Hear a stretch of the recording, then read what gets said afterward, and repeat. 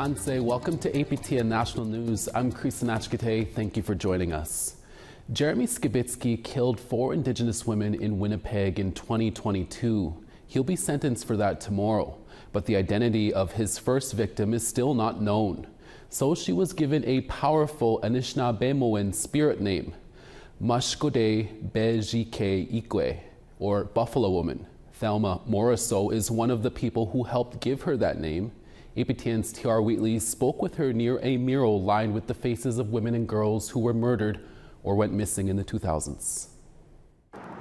I just felt very sad because no one was being identified as her family. Part of our cultural understanding is that, you know, Niniwe Maganaduk, we're all related, we're all family. My name is Thelma Morisseau.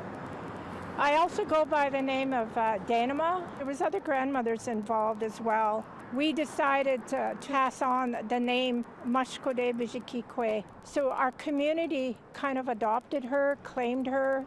Well, not just kind of, we have. She matters, she's important, she is loved. She deserved to be recognized, both here in this physical realm, but in the spirit realm as well. Mashkode Bijikikwe. That name comes from this grandmother, whose name is Mary Roberts Iba. She's passed on. Her spirit name was Nujekwe, and she was one of my teachers. The bundle that she carried, she was a 4th degree Medewin woman in the lodge. That name came to be when she was out fasting. This is back in the 90s. When she went on one of her last fasts. Basically, the Buffalo Spirit visited her and shared many things with her that Spirit Buffalo wanted to help. And so one of the ways she wanted to do that is by giving all of us a name. And that name is her name, Mashkode Bijikikwe. It's a beautiful name. It's a beautiful gift to us as Anishinaabemowin women. For the Medewin Lodge, we have an understanding that the west door is the doorway our spirit travels when we leave. It's that doorway we dance out, But also in that doorway, the one that guards that doorway is that Buffalo Spirit. For the longest time, that Buffalo Spirit was stood there in the west, guarding that doorway for us on one leg. And she did that with the belief and faith that one day we would begin to pick up our sacred bundles. And that has happened. Right across North America, that has happened. People are picking up their sacred ceremonies, they're picking up their language, they're picking up their pipes, their sun dances, their sweat lodges, everything. So some elders talk about that buffalo stands now on 3 legs, stronger. So she is that faith carrier as well. And among the Sioux people, the buffalo skull is really important. They're always used in the Sundance with the Dakota, Lakota people. So it has lots of significance. You know, you talk about the white buffalo calf woman. It has lots of significance. What has happened to Buffalo Woman, Mashkode Bijikikwe, could happen to any one of us. My daughter, she could be like, I could be her grandmother or even her great-grandmother. I could be that to her, for her. And so I just see this as a really special honor that I could be able to see her in that way. For the whole duration of court, one of the grandmothers went in early in the morning and smudged the courtroom. We brought in a buffalo headdress, and the courts were accepting of us placing that headdress in front of where the Crown Attorney was. An empty chair that signified Mashkode Bijikikwe, and on that chair we placed a beautiful red dress, and that symbolizes her. And it could symbolize all the women, right, that we're not that are still missing and not able to be identified. Thank you to T.R. Wheatley for that interview with Thelma. Tomorrow, T.R. will be back at court covering the sentencing for Jeremy Skibitsky. If you are triggered by this report and the ongoing coverage from this trial, supports are available 24/7 through the MMIWG support line. That number is 1-844-413-6649.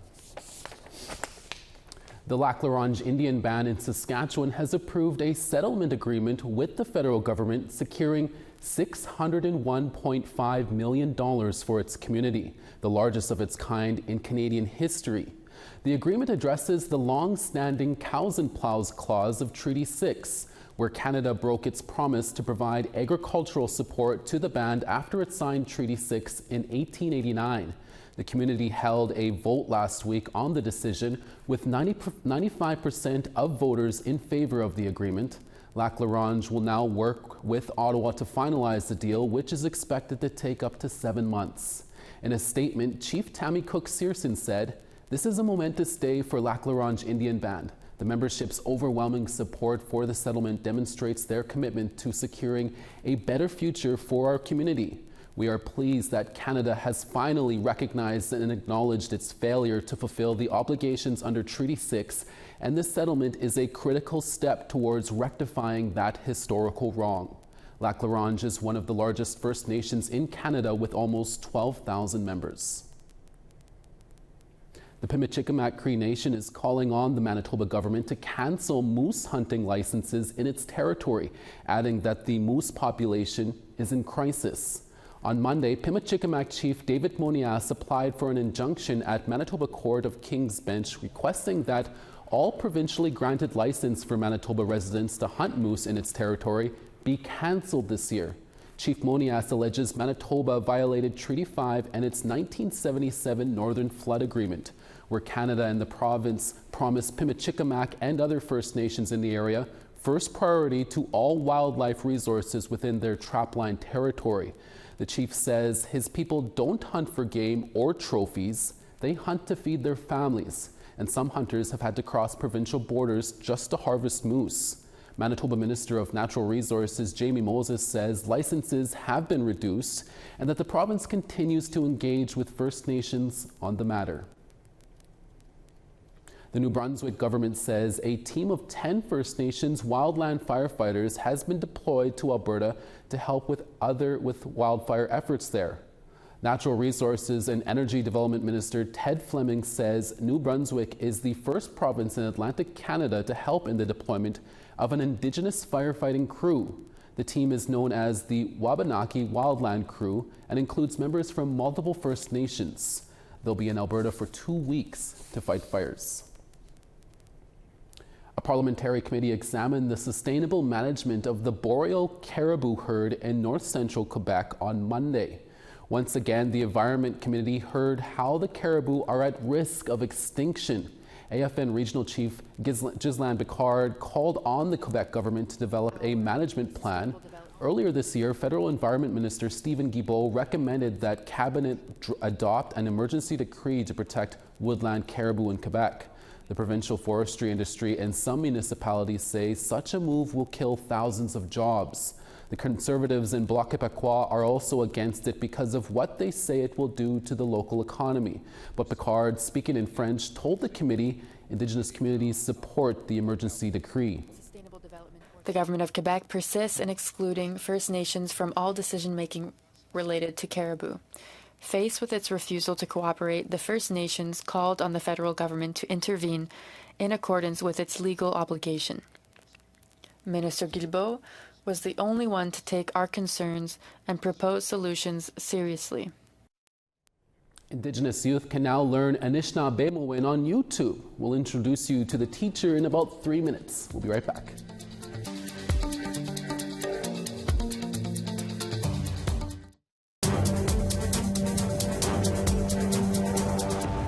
Welcome back. Over the weekend, 22 youth embarked on a 100-kilometer canoe journey on the Trent-Severn Waterway. It's the 9th year the Kawartha Rotary Club has organized the event. Annette Francis met up with them as they set out from Peterborough, Ontario. It's the first day together for this group of teens, all between 16 to 18 years old.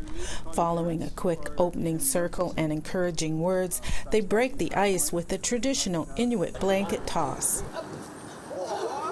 They'll be learning a lot about Indigenous culture during their 6-day paddle.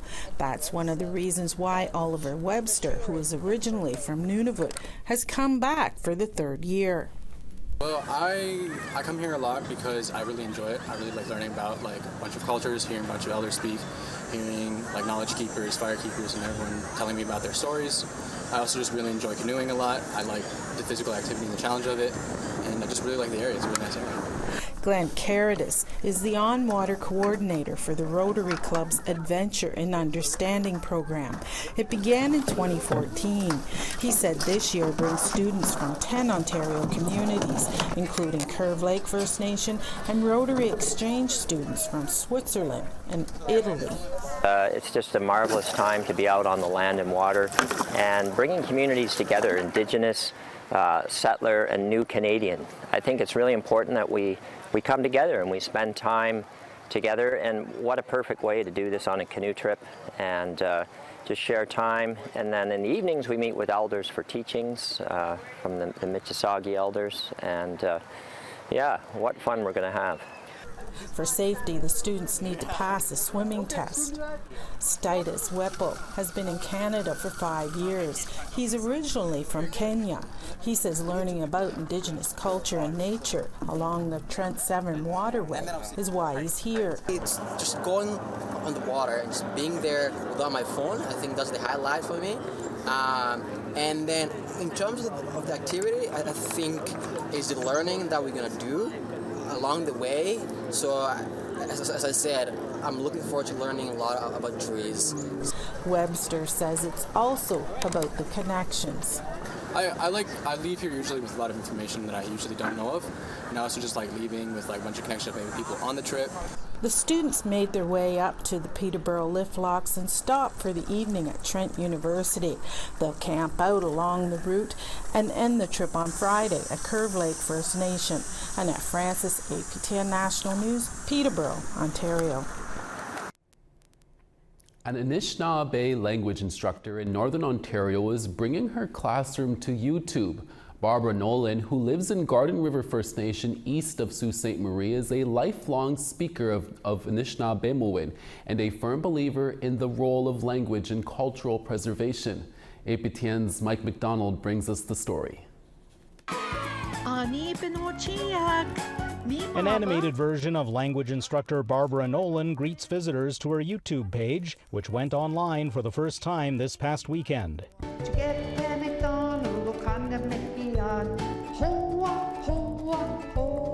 Producing videos geared toward children has been a long-time goal for Nolan, who's been involved in language teaching since 1973, when she developed the first Native as a Second Language program for elementary schools. I've had that in my mind for a number of years. You know, I should be producing videos for children and animated so that they're interested, they watch. So I met Espican in November at a conference that I was asked to speak on land-based learning. And when I went there, him and I started talking, and then he says, I can do that for you. It's just me doing all the editing. It's just me editing all the sound, doing the recording. My brother does the recording. He does the lights.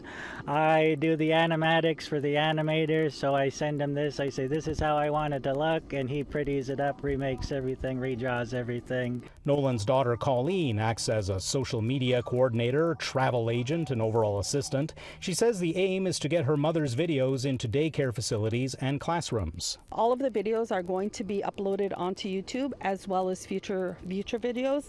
The @Barbara_Nolan, which is also her TikTok, right? So, like she said, for daycare, for childcare, for parents that want, even parents that want to learn. There's a child in every one of us, like you. You probably like to go and play ball with your kid or just act like a kid. There's that inner child within each and every one of us, you know, that's going to enjoy those, you know, and I've heard adults say, well, I'm going to watch those. Those are so cool. Nolan continues to deliver virtual and in-person instruction in the region. There are 10 videos in her children's series so far, with episodes being uploaded to YouTube this week and more to come at a later date. Mike McDonald, APTN National News, Sault Ste. Marie. Super cool story. Thank you, Mike.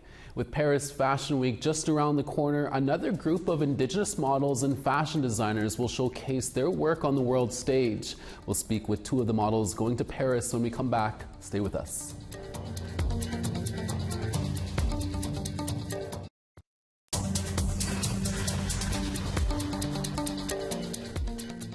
Over on the East Coast, St. John's 16, Charlottetown 22. La Grande River 10, Nain 19. Saguenay 17, Gaspé 17 as well. Peterborough 25, Toronto 25 as well. Thunder Bay 21, Timmins 24. 11 in God's Lake, 15 in The Paw. Gimli 16, Dauphin 11. Regina 16, North Battleford 15. La Ronge 14, Uranium City 15. 18 in Grand Prairie, 25 in Fort McMurray. Lethbridge 27, Red Deer 25. 18 in Tofino, Kamloops 21. Prince George 13, Smithers 18. Watson Lake 17, Mayo 16. Yellowknife 18, Wrigley 19. Sachs Harbor 7, Fort McPherson 18. Chesterfield 16, Baker Lake 18. Iqaluit 11, and Clyde River 4. This year's Paris Fashion Week will run from September 23rd to October 1st. For designers and models from around the world, the international event is usually on their bucket list as a life goal or an event they want to have in their portfolio. For 23-year-old Madison Moore from Opaskoyak Cree Nation in northern Manitoba, it's a dream come true to be able to attend the show and walk down the runway while showcasing her favorite Indigenous designers. Madison's friend Aaliyah Tate is Cree and Mi'kmaq from Listagouche in Quebec. She is also joining her to Paris Fashion Week. They spoke with us in studio earlier. Here's that interview. Madison and Aaliyah, thank you both for being here. Tell us about this great opportunity and getting to go to Paris in the fall and how much this means to both of you. Yeah, it's really amazing to be able to have the opportunity to model in Paris Fashion Week. It feels like it's an historic and once-in-a-lifetime opportunity, not only for us, but for our community and all the Indigenous people across Turtle Island. Aaliyah? Yeah, not only are we going to Paris to model, that's something that we both have had on our minds for so long. It's been a dream for us, but like we're doing it for our Indigenous community. We get to represent two beautiful Indigenous designers, and I just can't wait for that. No, that's awesome. Tell me how you two connected with designer Alicia Sutherland, and how much her designs mean to you. Sure. We connected with Alicia through Manitowabe, actually. We were both selected to model for the festival, and then she selected us to be one of her models, and then we ended up doing a fitting at her house. Yeah, and during the fitting, she was just kind of like talking with us, asking us questions, getting to know us, and then we shared a little bit about our goals and stuff, and then she kind of just went on and motivated us, like just shared some really strong words with us, and I remember we were all like tearing up because it was just like really touching, and it inspired us and like it pushed us to keep going with what we want to do. Yeah. Wow, so one thing just led to another. Yeah, kind of. Yeah, no, that's awesome. Both of you have been keeping busy all summer, fundraising just so you can go to this event in Paris in the fall. How has that been? It's been tough trying to fundraise, but it's also been rewarding for the hard work that we've been doing. We are doing like yard sales, we're doing Chase the Ace boards, we're doing raffles, any sort of fundraising that we can do to raise the amount that we can go to Paris. Yeah, I like it because we're doing it as a team as well. We're both trying to get each other out there, and it's been really good. We've been connecting with a lot of like people we never thought we would get the chance to talk with and stuff, and it's super cool. And I had something I wanted to say, I just forgot it. I'm sure there's been a lot of support though from all of the community, in wanting you both to go. Yeah, no, definitely. Like as soon as we announced that we're going to Paris Fashion Week, everyone was so excited and supportive, and that they wanted to help us and be there for us, and it felt so warming, like, yes, we want to bring you to Paris, share this experience with everybody, and having the open arms to do it with them. Exactly, yeah. Was something like modeling always on your guys' radar? Was that something you wanted to do down later in life? Yeah, for me personally, like growing up, it always like intrigued me, like taking photos and just being goofy in front of the camera. And then like my peers, coworkers around me would always encourage me to model. And then when I met Maddie a couple of years back, it was just something we both were interested in, and we used to work in a warehouse, and we would practice on our breaks how to model walk, and we'd be like, one day we're going to be on these runways, one way we'll be on these stages. Yeah, and I remember like in the warehouse too, like people would be like, you guys should be models, you guys should do this, do that, and we're like, maybe we can do that, yeah. And for myself, it started when I was 17 for modeling. It was for a small fashion show up in my community of Pimac Nation. And I started with my best friend at the time, and it was really thrilling, the experience to go on the runway. I felt really powerful and strong, and I felt confident, and I feel like I want everybody to feel that, and I want to share the experience with that too. Oh, that's awesome. Yes. And Maddie, you're not new to being in front of crowds. You ran previously in 2023 for Miss Universe Canada. Yes, that is correct. I went to Miss Universe Canada last year and competed in Vancouver. Although it was a big crowd, I still get very, very nervous. I still get like jittery, and I still get shaky. But it's very thrilling to be able to push myself past my limits and be uncomfortable in that situation and know that I'm okay to do this. Finally, any last words of advice for young women out there, Indigenous youth who want to get involved in modeling? I would say no matter how much you have that fear and anxiety, if that's something you really want to do, you should do it, because you're able to accomplish that if you truly believe in yourself. Just take that leap and do it. Exactly. One thing that I carry with me from my late Papa Zach is fear is the killer of dreams, and it's so true, and I carry that with me. And I truly believe that you are capable of doing anything your dreams. You can reach for the stars and even more than that. And I want to share that with everybody, that I never thought that I can go somewhere, like go to Paris, go to Miss Universe Canada. And I did it, and I felt accomplished, and I felt great doing that. And I want everyone to feel the same way and share that you can do anything. Tapway, well, Madison and Aaliyah, thank you both for talking to us, and we wish you all the best in Paris. Thank you. Appreciate us a lot. And we wish all the designers and models a safe journey to Paris and back to their home fires. Make us proud. That's your midday newscast for this Tuesday, August 27th. We'll be back in a few hours for your evening newscast. From everyone at APTN National News and from our reporters and camera people across the country, hi miigwech masi cho. Thank you for watching. We'll see you again. Ekse.